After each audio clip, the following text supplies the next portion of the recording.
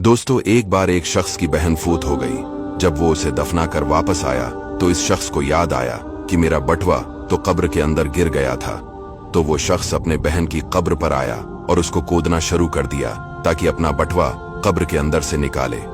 जैसे ही कब्र को खोला तो इस शख्स ने देखा कि बहन के कब्र में आग के शौले भड़क रहे हैं और बहुत से सांप उसको नोच नोच कर खा रहे हैं। तो वो शख्स डर गया। उसने वापस कब्र के अंदर मिट्टी डाली और रोता हुआ अम्मा के पास आया। पूछा, अम्मा जान, मेरी बहन के अमाल कैसे थे? वो बोली, बेटा क्यों पूछते हो, क्या वजह है?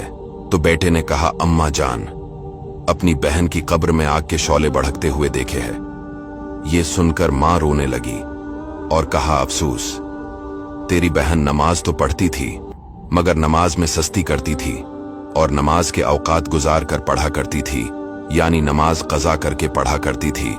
दोस्तों, यहाँ पर एक औरत नमाज पढ़ रही है लेकिन कज़ा करके पढ़ रही है, कब्र में उसको अजाब हो रहा है।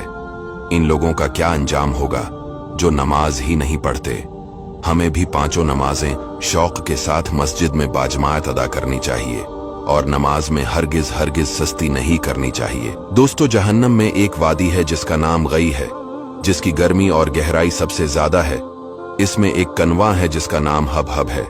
जब जहन्नम की आग बुझने पर आती है, अल्लाह इस कनवे को खोल देता है जिससे वो यानी जहन्नम की आग बदस्तूर भड़कने लगती है। ये कनवा बेनमाजियों और जानियों और शराबियों और माँ बाप को तकलीफ देने वालों के लिए है। और हुजूर सल्लल्लाहु अलैहि वसल्लम एक हदीस में फरमाते हैं, बेनमाजी की कब्र में एक गंजा सांप मुसल्लत किया जाएगा जो इसे कयामत तक ढसता रहेगा। इसीलिए दोस्तों, 5 वक्त की नमाजें पढ़ने वाले बन जाओ, दुनिया में भी कामयाब हो जाओगे और आखिरत में भी। सिदका जारिया की नीयत से वीडियो को शेयर जरूर कीजिएगा।